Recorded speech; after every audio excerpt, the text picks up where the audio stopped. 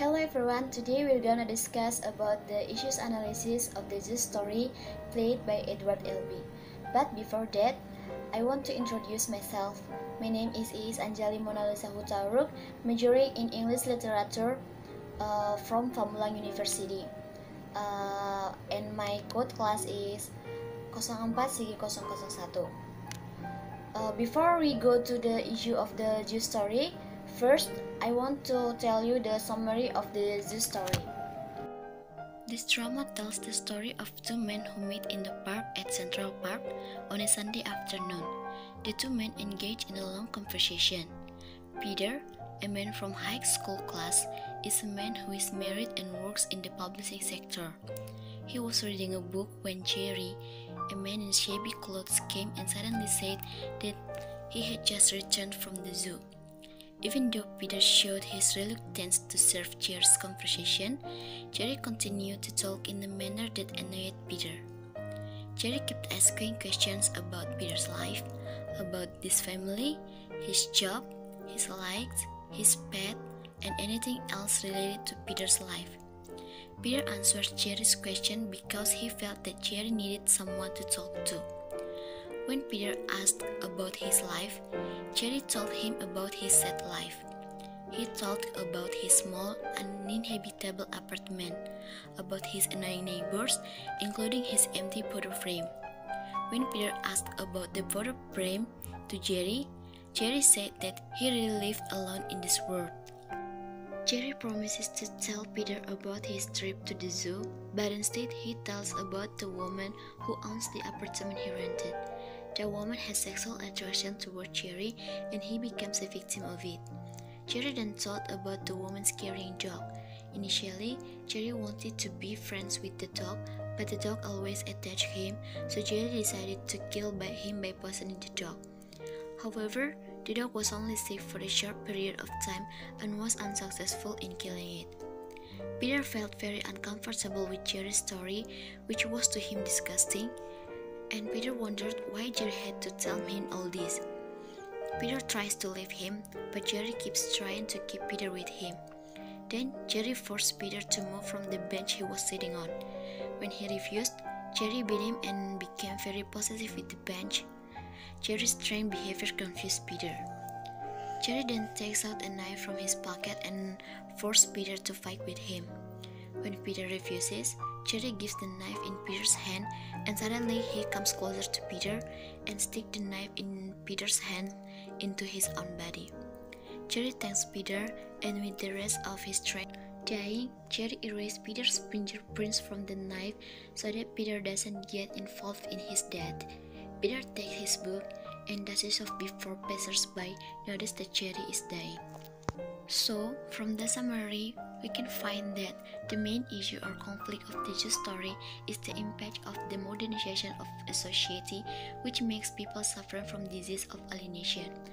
Alienation from the life they have. Jerry and Peter are different backgrounds that make them both have different sides of their personalities. Jerry, who lives alone in a shabby flat with an abusive landlady and a crazy dog, according to Jerry, Blaise doesn't have a job that still seems jealous of Peter, who has a whole life, is married, has children who have animals beloved, and has a job. Peter comes from a middle-class society, the one favorite social class in America, while Jerry is from a pure white trash class. Well-educated Peter, from the way he spoke, and not educated Jerry, from the way he provoked Peter to lose control of his emotion. The Zeus story raises the issue of social class in a highly individualistic society. This individualistic attitude further sharpens different social inequalities.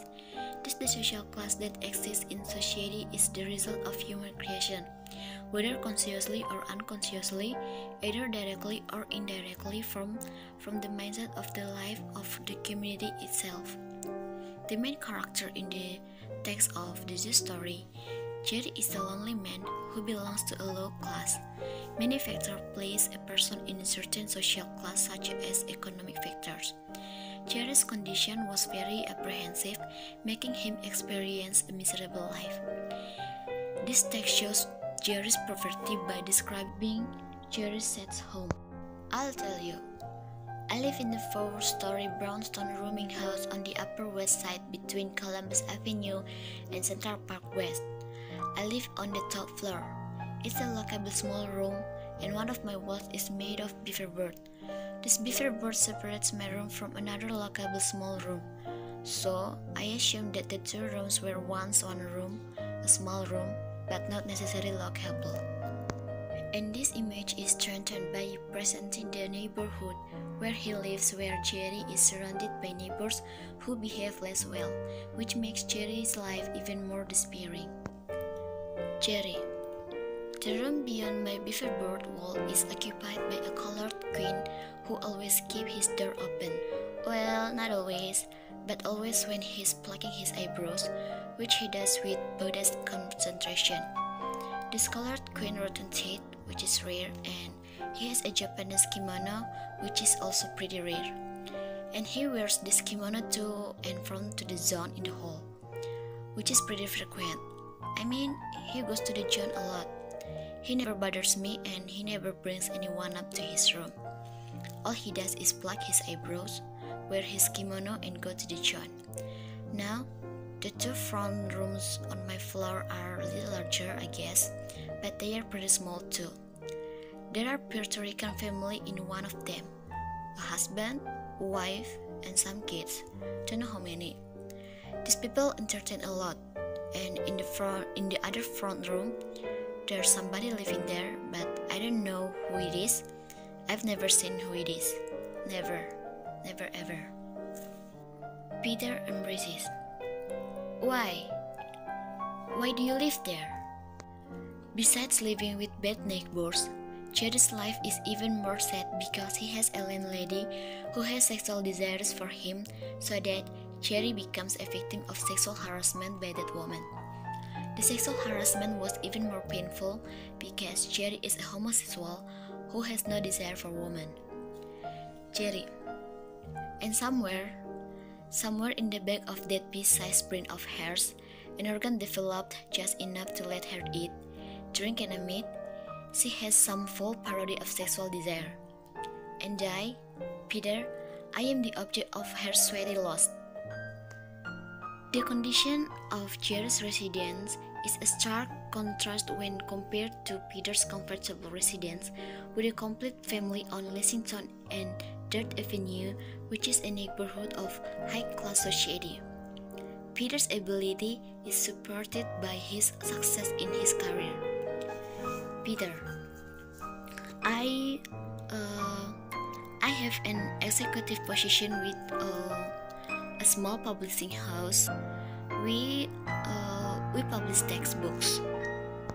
From his work, Peter earns $1,800 a year, high income which places him in high social class as well. As a result of the creation of society, social class distinguishes which class a person is assigned to. In this case, humans are likened to animals in the zoo, where each type is separated by bars so that the animals do not mix together and place each type in the same place. It is the same as people in different social classes who are separated by a dividing line that is not visible but can be felt, as Jerry puts it. Jerry. Now, I'll let you in on what happened at the zoo. But first, I should tell you why I went to the zoo. I went to the zoo to find out more about the way people exist with the animals and the way animals exist with each other people too. Jerry expressly expresses how social class in society is analogous to a zoo with the separation of animal species. Jerry. The zoo? Oh yes, the zoo. I was there before I came here. I too in that day was the dividing line between upper middle class and lower upper middle class. On the contrary, Peter is shown as a successful figure in this career who presents the comfort of life due to a large income. This is supported by a complete family life with a wife and 2 daughters, a comfortable life makes Peter provide extra pleasure for his children by giving the cat and birds parakeet as a pet. This shows that living conditions are more than adequate. Jerry. On a sun-drenched Sunday afternoon like this, who better than a nice married man with 2 daughters and a dog? Peter shakes his head. No, 2 dogs? Peter shakes his head again. No dogs? Peter shakes his head sadly. Oh, that's a shame, but you look like an animal man. Cat? Peter nods his head ruefully. Cats, but that can't be your idea. No, sir. Your wife and daughters? Peter nods his head. Is there anything else I should know? Peter. There are 2 parakeets, one for each of my daughters. As a person who is at a higher social status than Jerry, Peter doesn't look down on Jerry. He appreciated and treated Jerry well. He even showed his sympathy for Jerry by opening up to hear Jerry's story about his life, and Peter felt uncomfortable and expressed his astonishment with disbelief that such life was really real. Peter, that's disgusting. That's horrible. It's so unthinkable. I find it hard to believe that people such that really are. So in conclusion, social class is an abstract human creation. It is not always clearly visible, but it can be felt. Different social classes in society have different patterns of life, and the 2 characters in this text present the life patterns of 2 different social classes with different levels of complexity. The lower class society represented by Jerry faces a life that is more complex than the life of the upper class society represented by the character Peter. Lower class life is more difficult and sad with all its problems. However, the interaction that occurred between Peter and Jerry show that the separation between these 2 social classes makes people in one social class do not understand the situation of society in another social class, and the interaction of these 2 figures tries to bridge the lack of understanding between the 2 social groups. However, the dichotomy that clearly separates the 2 social classes does not always lead to biased perception, because from the interaction that exists, it can be seen that Peter, who comes from a higher social class, does not look down on Jerry, who comes from a lower social class, thus creating a sense of appreciation and sympathy. So, that's enough for our discussion this time. Hopefully this will be useful for all of us. Alienation is form of living death. It is the acid of the despair that dissolves society.